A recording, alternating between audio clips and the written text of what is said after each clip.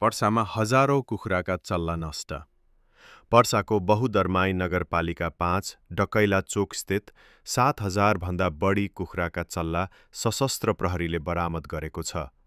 भारतबाट अवैध रूपमा चोरी पैठारी गरी नेपाल भित्र्याइँदै गरेका प्रतिबन्धित ब्रोइलर कुखुराका 75 कार्टुन, करिब 5,500 गोटा चल्ला सशस्त्र प्रहरी बल नेपाल नम्बर 13 गण हे खुवा पर्साले बरामद गरेको हो। डकैला चोक क्षेत्रमा भारतीय नम्बर प्लेट भएका मोटरसाइकलमा लोड गरी ल्याइँदै गरेका ती चल्लाहरू नियन्त्रणमा लिएर नष्ट गरिएको सशस्त्र प्रहरी नायब उपरीक्षक एवं सूचना अधिकारी देवेन्द्र बहादुर सिंहले जानकारी दिए। ती कुखुराका चल्लाहरू नेपालमा प्रतिबन्धित भएको तथा अवैध रूपमा भित्र्याइएको पाइएको प्रहरीले जनाएको छ।